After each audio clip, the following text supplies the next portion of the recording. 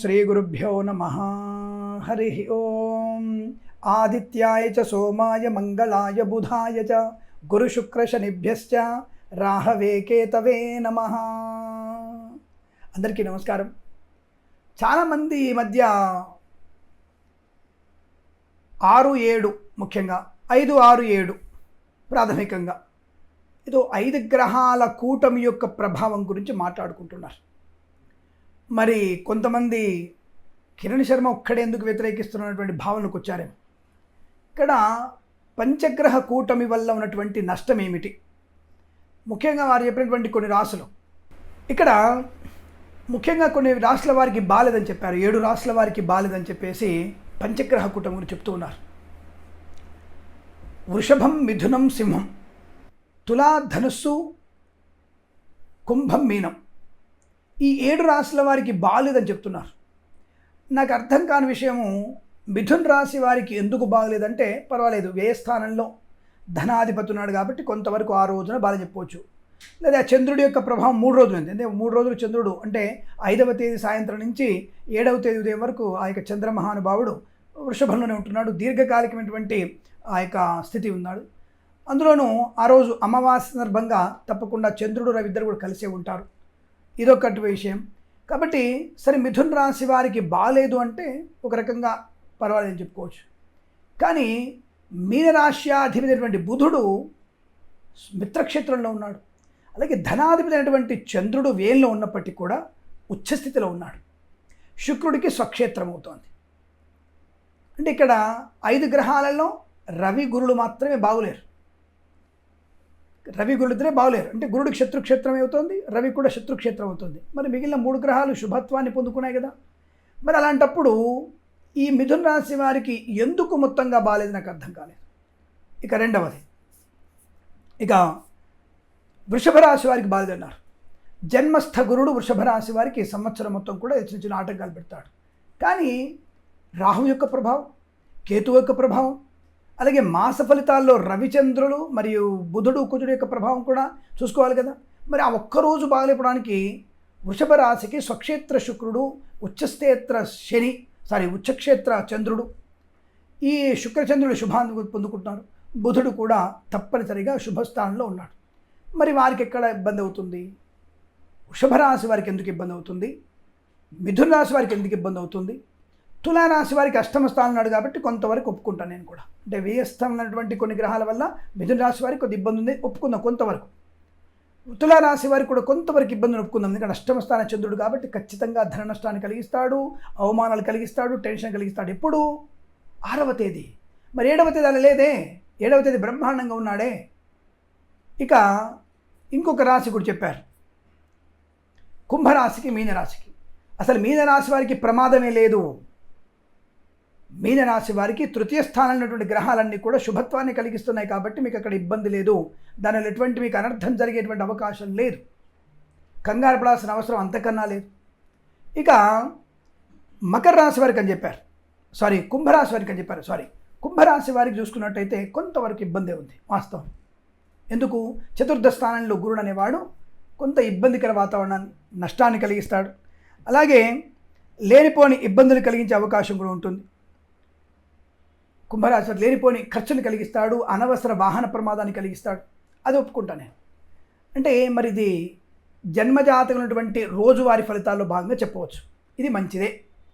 కానీ ఇక్కడ చెప్తున్నటువంటి విశేషాలు, ఈ రాశుల వారికి తీవ్రమైనటువంటి నష్టము, ప్రమాదము, లక్షల కోట్ల ధన నష్టము, తుఫాన్లలో ఇరుక్కుపోతారు, సముద్రంలో మునిగిపోతారు, ఉప్పెల్లో ఊరుకుపోతారు, కుప్పులో దాగిపోతారు.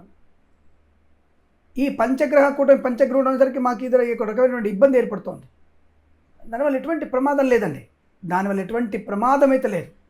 ఉప్పెనలు కానీ, ఉల్కాపాతాలు కానీ, సముద్ర గర్భంలో తుఫాన్లు కానీ, లేదా సునామీలు కానీ, ఇంకేదైనా అగ్నిపర్వతాల బద్దలవ్వడం కానీ, యుద్ధాలు కానీ వచ్చేటువంటి అవకాశము లేదు. అలా ఉన్నట్టయితే మరి మేము తప్పుడు జాతకాలు చెప్పినట్టే ఎప్పుడు ఉగాది పంచాంగ శ్రవణంలోనే ఇటువంటి విపరీతమైనటువంటి ఇబ్బందులు ఉన్నప్పుడు, అంటే ఇది విపరీతమైనది ఎందుకంటే కరోనా కంటే భయంకరమైనటువంటి వ్యాధి వస్తుంది, అంబోలా, ఎంబోలా, చెంబోలా లాంటి రోగాలు వస్తాయని చెప్పేసి దానికి కొత్త పేర్లు మనమే క్రియేట్ చేసి బోర్డు మీద గ్రహ జాతకాలు వేసేసి ఈ గ్రహం నుంచి సప్తమ స్థానం ఇలా ఉన్నాడు, అష్టమంలో ఉన్నాడు. అది రోజువారీ ఫలితాల్లో తప్పకుండా అటువంటి ప్రభావం ఉంటుంది. ఒకవేళ ఇప్పుడు చెప్తున్నటువంటి జాతక పరీక్షలను ఉగాది అప్పుడు చెప్పుంటే అది నిజమని నమ్మడానికి అవకాశం ఉంటుంది. యుద్ధాలు వస్తాయని చెప్తారు, అణుబాంబులు వేస్తారని చెప్తారు. ఎలా వేస్తారు? 3 ఏళ్ల నుంచి జరుగుతుంది రష్యాకి ఉక్రెయిన్కి యుద్ధం, 6 నెలలు జరుగుతుంది ఇజ్రాయెల్కి హమాస్కి యుద్ధం, పాలస్తీనా కూడా యుద్ధం జరుగుతోంది. మరి ఇవన్నీ కూడా పెట్టి ఇప్పుడు ఇరాన్ కూడా కొంత ప్రభావం తీసుకొచ్చింది. ఇప్పుడు కొత్తగా చైనాకి మరియు తైవాన్ కూడా యుద్ధం ప్రారంభమవుతున్నట్టుగా, అంటే చైనా వాళ్ళు అలా ఉన్నట్టుగా తెలుస్తోంది. మరి ఇది 6వ 7వ తారీఖు ప్రభావం ముందే వచ్చింది అనుకుందామా? ముందు వచ్చినట్టయితే మనం తప్పకుండా ఇప్పుడే మనం పూజలు పునస్కారాలు చేయాలి కదా. ఆలోచించండి. అంటే అనవసరమైనటువంటి ఊకదంపుడు ఉపన్యాసం ఇవ్వకూడదు. ఒకవేళ నేను పూజలు చేస్తాను, పర్వాలేదు, నేను యాగాలు చేస్తాను, హోమాలు చేస్తాను, మంచిదే. నీకు డబ్బు ఉంది, చేయించుకోండి, దాని ఫలితం ఉంటుంది ఖచ్చితంగా. ఎవరైనా సరే యజ్ఞము, యాగము, జపము, తపము, తర్పణము ఏది చేసినా సరే అటువంటి పుణ్య ఫలితం నీకు ఉంటుంది, అందులో సందేహం లేదు. తప్పకుండా ఇప్పుడు తిరుమలలో మనం గుండిలో కానుకలు ఇస్తున్నాం, లేదంటే అక్కడ ఏదైనా అన్నదానానికి డబ్బులు కడుతున్నాం. ఇప్పుడు నీకేముందన్నారు ఆ రోజు అన్నదానం చేస్తున్న టైంలో మీకు గ్రహాలు వ్యతిరేకంగా ఉన్నాయా? కానీ ఆ ధనం కడితే ఎవరికో అన్నం కడుపు నిండుతుంది, దానివల్ల మనకి పుణ్యబలం కలుగుతుంది. ఇది మంచిది. పేదవారికి కళ్యాణం చేయించండి, ధనం లేని వారికి ఏదైనా వస్తువు దానంగా ఇవ్వండి, ఇది పుణ్యం కలుగుతుంది. కాదనట్లే పూజలు చేసుకోండి, యజ్ఞం చేయండి, బ్రాహ్మడికి దానాలు ఇవ్వండి, దానివల్ల ప్రయోజనం ఉంటుంది. ఉండదని చెప్పట్లే, ఆ పుణ్య ఫలితం కూడా మీకు ఉంటుంది ఖచ్చితంగా. కానీ బెదరగొట్టి అదరగొట్టి మీరు యజ్ఞం చేస్తే మీరు లాభపడతారు. నాతో యజ్ఞం చేయించుకుంటే శుభం కలుగుతుంది. అర్ధరాత్రిని తాంత్రిక, యాంత్రిక, మంత్రిక పూజలు చేస్తాను, నేను మద్యపానం చేస్తాను, మద్యపానంతో నేను దేవుని పూజిస్తాను, నేను ధూమపానం చేస్తే నేను స్వామివారికి దీపం వెలిగిస్తాను. సినిమాలో చూపించినట్టే ఉంటుంది, దీపానికి సిగరెట్ వెలిగించినట్టుగా. ఇదే వీటినే విపరీత స్థితి అంటారు దీన్ని, వినాశకాలే విపరీత బుద్ధి. కొన్ని చోట్ల తాంత్రిక పూజలు ఉండవచ్చు, కానీ వైదికమైనటువంటి పూజలలో రాత్రిపూట చేసేటువంటి పూజలు ఏమీ లేవు. కాబట్టి ఇదంతా గుర్తించండి. సో దయచేసి మీరందరూ కూడా ఈ పంచగ్రహ కూటమి గురించి బెంబేలెత్తిపోయి కంగారుపడి ఇది నాశనం చేయబోతుంది, యుద్ధం వస్తుంది భారతదేశానికి, ఇంపాసిబుల్. భారతదేశానికి యుద్ధం వచ్చేటువంటి అవకాశాలు లేవు. అలాంటి స్థితి ఉంటే నవనాయక ఫలితంలో ఉగాది పంచాంగ శ్రవణంలోనే ఇప్పుడు చెప్తున్నటువంటి పంచగ్రహ కూటమి ప్రభావం చెప్పిన ప్రతి ఒక్కళ్ళు కూడా ఉల్కాపాతాలు, ఉప్పెనలు, సునామీలు, యుద్ధాలు, అణుబాంబులు, ఆర్థిక నష్టాలు, కొన్ని వేల కోట్ల నష్టం వచ్చేస్తుంది మనకి అని చెప్తున్న వ్యక్తులు ఈ రాష్ట్రాల వారికి ప్రమాదం ఎక్కువ, ధన నష్టానికి లేదు. 8వ తేదీ 9వ తేదీ చూద్దాం, మళ్ళీ దీని ప్రభావం వచ్చేసి 2 నెలల వరకు ఉంటుంది అంటాడు. నేను ఎగ్జాక్ట్లీగా మళ్ళీ ఆగస్టు 6వ తారీఖు ఇది పెట్టుకుందాం, మీటింగ్ పెట్టుకుందాం, లేదా సెప్టెంబర్ పెట్టుకుందాం, మనం మీటింగ్ పెట్టుకుందాం. 3 నెలలు అయిపోతుంది అప్పటికి.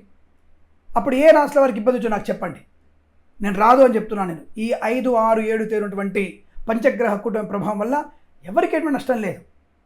రోజువారీ ఫలితమైనటువంటి వాహన ప్రమాదం కానీ, ఆర్థిక నష్టం కానీ, ఆ రోజు షేర్ మార్కెట్లో పెట్టుబడి పెట్టకండి. ఆ 2 రోజులు మీ బండి ఎవరికి ఇవ్వకండి, ఇంకొకళ్ళ బండి మీకు నడపకండి, సెక్యూరిటీ సంతకాలు చేయకండి. మీరు రోజు ఆ 2 రోజులు ధ్యాన నిమగ్నం అవ్వండి, మౌనంగా ఉండండి, నక్తముగా ఉండండి, సమస్త కార్యసిద్ధి పొందుకోవచ్చు. అష్టోత్తరం చదువుకోండి, గురుగ్రహ, శుక్రగ్రహ, బుధగ్రహ, రవిగ్రహ అష్టోత్తరం చదువుకోండి, తప్పకుండా మీకు అనుకూలమైన పరిణామాలు ఉంటాయి. అంతే తప్ప లేనిపోయినటువంటి అనుమానాన్ని మీరు క్రియేట్ చేసుకోకండి, నష్టాలు పొందుకునే ప్రయత్నం చేయకండి, కంగారు పడకండి, ఉపద్రవాలు ఉన్నాయని చెప్పేసి ప్రలోభాలు నవ్వకండి, లక్షలకు ధరం పెట్టేసి పూజలు పునః చేయాల్సిన అవసరం లేదు. చేయించుకోవద్దని చెప్పండి, డబ్బు ఉంది, చేయించుకునే యోగం ఉంది, శ్రీచక్రార్థం చేయించుకో, శతచండీ చేయించుకోండి, లేదా శతరుద్రాభిషేకం చేయించుకోండి, శతరుద్ర హోమం చేయించండి, ఇబ్బంది లేదు. అది మీకు మళ్ళీ పుణ్యబలాన్ని కలిగిస్తుంది, ఎక్కడ కూడా పోదు, ఆ పుణ్యబలం ఎటు పోదు. భగవంతుని సేవ మీకు తప్పకుండా మీకు అనుకూలంగా మారుతుంది, దానికి ఇబ్బంది లేదు. కానీ ఈ యొక్క కారణం చేత పంచగ్రహ కూటం వల్ల మనకి 100 కోట్లు పోతాయి. మరి ముఖేష్ అంబానీ గారిది మరి చెప్పిన రాశిలో ఒక రాశి ఉంది, సింహరాశి అయింది. మరి సింహరాశి వారికి ప్రమాదం ఉందని చెప్తున్నారు కదా, ఎలా ఉంటుంది ప్రమాదం? ఆయనకి ఎలాంటి ప్రమాదం వచ్చే అవకాశం ఉంది? అంటే ఆయన 1000 కోట్లు ఇప్పుడు 1,00,000 కోట్లు ఆయన నష్టం వచ్చేస్తుందా? చూద్దాం మరి 8వ తారీఖు 10వ తారీఖు ఏమవుతుందో, లేదా ఆగస్టు ఎండింగ్ వరకు చూద్దాం. నేను ఛాలెంజ్ చేస్తున్నాను, నేను కూడా పీఠం మీద కూర్చుంటాను, మేము కూడా పురోహితులమే. నేను కూడా శతచండీ అమ్మవారికి ఒక క్షేత్రంలో శతావర్తన చండీ యాగం అమ్మవారి నాతో చేయించుకుంది. నేను ఎవరి దగ్గర నేపథ్యం తీసుకొని లోక కళ్యాణం చేశాను. నేను లోక కళ్యాణం కోసమే చేయబడింది. ప్రతి శక్తి పీఠంలో 18 పీఠాల్లో 2016 నుంచి ప్రారంభం చేసి పోయిన సంవత్సరం జనవరిలో జోగులాంబ దేవాలయంలో మాది పరిపూర్ణమైనటువంటి అష్టాదశ శక్తిపీఠాల్లో చిత్తచండి యాగాన్ని అమ్మవారితో చేయించుకుంది. లోక కళ్యాణం కూడా చేశాం. అలాంటివి చేయండి, పర్వాలేదు. అంతే తప్ప మన దేశానికి ఏదో ప్రమాదం వస్తుందని, తీర ప్రాంతాలని మునిగిపోతాయని, ప్రమాదంలో పడతాయని ఎక్కడ కూడా అలాంటివి మీరు చెప్పే ప్రయత్నం చేయకండి. అది మీకు నష్టాన్ని కష్టాన్ని కలిగిస్తుంది. ఇది అనవసరంగా ప్రజల్ని మభ్యపెట్టడం. ఇలా చెప్పినప్పుడు ఏమవుతుందంటే ఇంకొక మన ఇప్పుడు జన అజ్ఞాన వేదికల వాళ్ళందరూ ఉన్నారు, బోబులు గోబులు, వీళ్ళందరూ మన మీద పడి చూశారా జ్యోతిష్కుడికి పడట్లేదు, ఇంకా వాళ్ళ జాతకాలు కరెక్ట్గా అమ్ముతారు మీరు అనేటువంటి అవకాశం, అటువంటి తప్పుడు సమాచారాన్ని మన ప్రజలకు ఇచ్చినట్టు అవుతుంది. కనుక ఇటువంటివి అతిగా నమ్మకండి. 2 రోజులు జాగ్రత్తగా ఉండండి, పర్వాలేదు. తప్ప మనకి ప్రమాదకరమైనటువంటి పరిస్థితి లేదు. ఎటువంటి కారకమైనటువంటి కానీ కరోనా కంటే భయంకరమైన రోగాలు వచ్చే అవకాశాలు మనకు లేవు. సునామీలు వచ్చేటువంటి అవకాశం అంతకన్నా లేదు.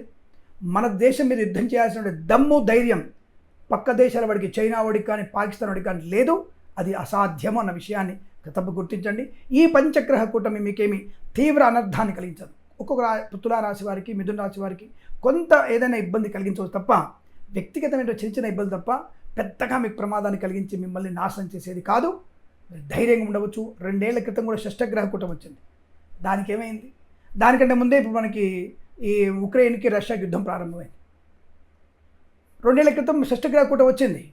మరి 5 ఏళ్ల క్రితం అష్టగ్రహ కూటమి కూడా వచ్చింది. ఒకసారి 150 ఏళ్ళకి ఒకసారి ముహూర్తం అని 2000 సంవత్సరంలోనూ 2019లోనూ ఈ సప్తగ్రహ కూటమి వచ్చింది. 150 ఏళ్ళకి ఒకసారి ఒక ముహూర్తం అని చెప్పారు. అప్పుడు కూడా వచ్చింది బ్రహ్మాండంగా. అలాగే కొంతమంది వచ్చేసి శుక్రుడు గురుడు ఇద్దరు కూడా 12 సంవత్సరాలు ఒకసారి కలుస్తారని చెప్తున్నారు. అది అబద్ధం అండి.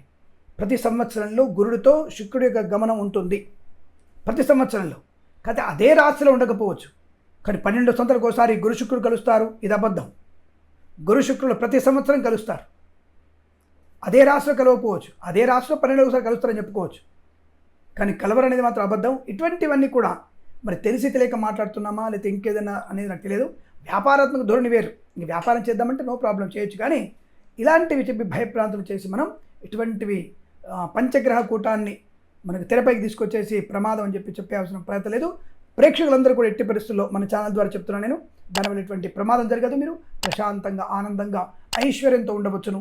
శుభమస్తు. సర్వే జన సుఖినో భవంతు. ప్రేమతో మీ కిరణ్ శర్మ.